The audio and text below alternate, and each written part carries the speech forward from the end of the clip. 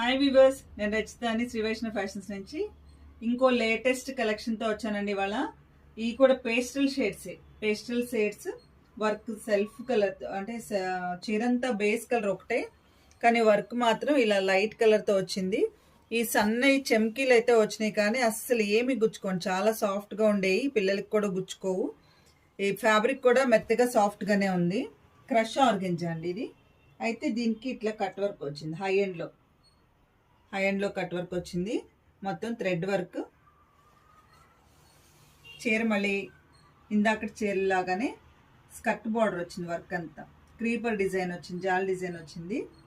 అవి కూడా అన్ని పేస్టల్ షేడ్సేనండి.